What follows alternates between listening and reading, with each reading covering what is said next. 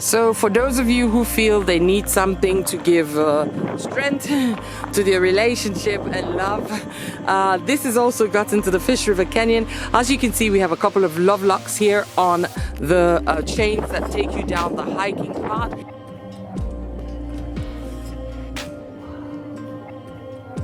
On this episode of Across All Borders Going South, it's all about the long road south. A trip to Fish River Canyon, Namibia. The world's second largest canyon. If you put in Google Map Windhoek to Ş'Ais camp, which is one of the lodges close to the Fish River Canyon, you will see immediately that it is about 644 kilometers, or if you started from Lüderitz, it's 419 kilometers to the Ş'Ais camp. Now you may be asking yourself, is it really worth my while to drive all that way just to see a canyon? Let me say this to you, yes, yes, yes. This was the last day of my 6-day road trip through Namibia, and why is it a must-do if you're already that way? Because the road to the canyon itself is like a safari.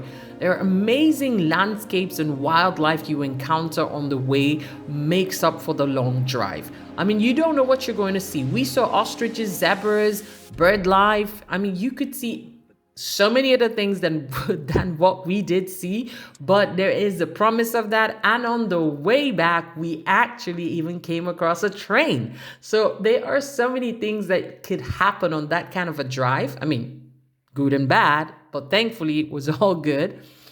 So that makes it already worth your while. But even if it's not about the drive, let's talk about the Fish River Canyon itself, because it is totally worth your while. The Fish River Canyon is the second largest canyon in the world after the Grand Canyon. It commences at äl'Ai-Ş'Ais at the lowest course of the river.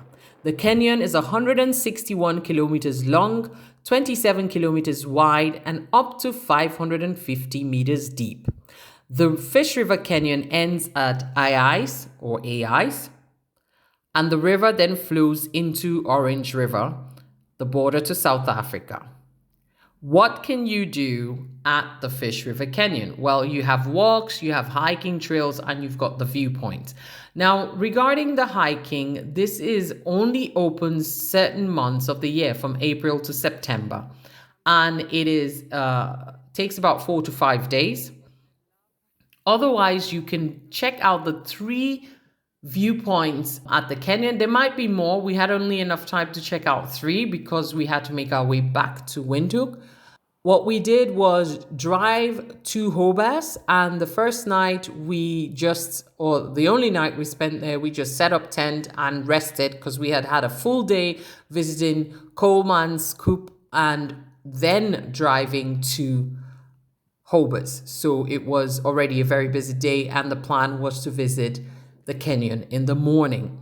About the campsite or the Ş'Ais accommodation and campsite offers different types of stays. So you've got lodges, and they've even got a pool for the rooms, and you've got the campsite.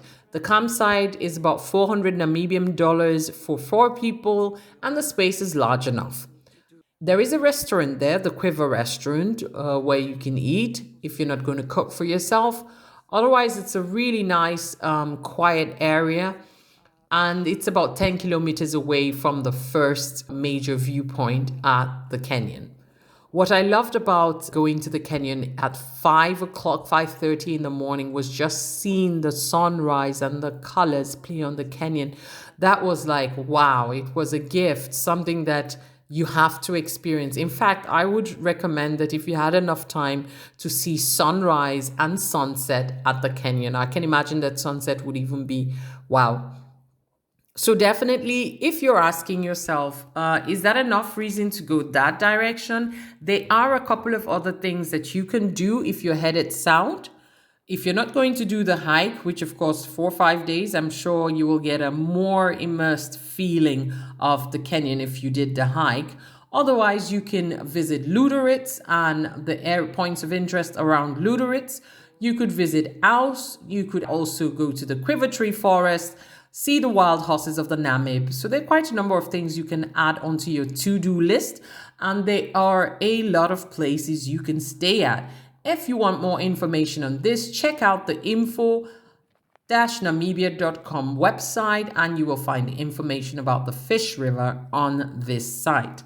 For me, it was a really fulfilling experience to get to see the Fish River Canyon. I had, however, wished I could go down a bit into the canyon and walk around, but it's prohibited for day visitors.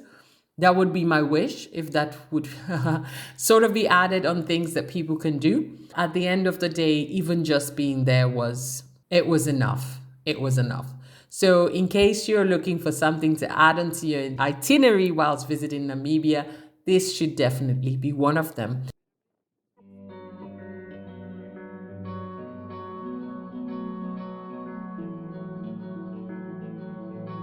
Let's talk about the Fish River. The Fish River is 800 kilometers long, and it is the longest river in Namibia.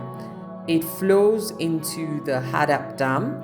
Sometimes you may find that you will find water, as you can see right now, in the canyon. This happens during the raining season, and according to Randy, it had been a heavy raining season prior to our visit, which you clearly see in the different body of water that we can see in the canyon.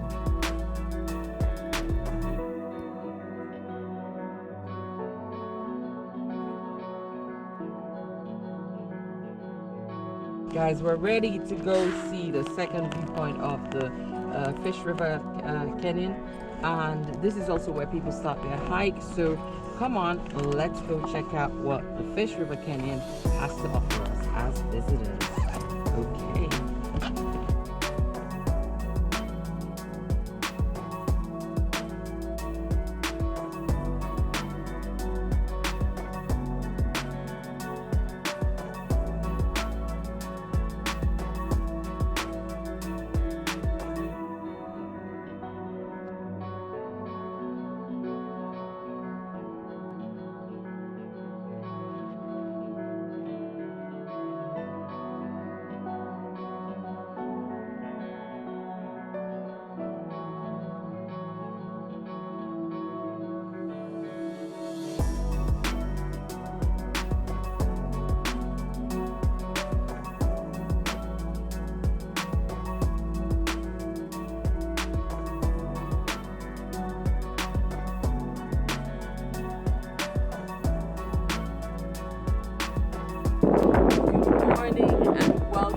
To the last day of our road trip through Namibia with Randy.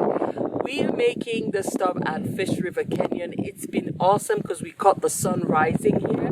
This is one of the viewpoints that you get to look at the canyon from if you are not hiking the trail, and it's absolutely gorgeous because if you come at sunrise, you get the beautiful reflection on the stones and you're able to enjoy the environment. You might get lucky and see some wildlife. We saw a springbok. We're hoping to see a bit more. So when you do come with some time, come with some patience, and enjoy the environment the way it is and take in as much as you can.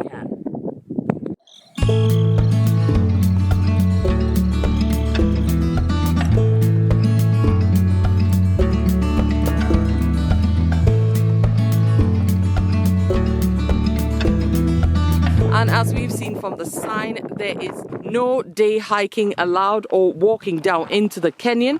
So even though we are here and there are no rangers here, it is actually prohibited. And if something should happen to you, you are literally OYO on your own. So do be sure to make sure you follow the guidelines and enjoy the view of the canyon from here, as well as part of the walkway. You can view it from on top here, so you don't necessarily have to go down, but it is actually a very nice view. What I want to show you is the formation there, quite close to where we see a body of water. You see very interesting formation of the sand or rock, I don't know what to call it. Yeah, right there, that looks like kind of like a castle.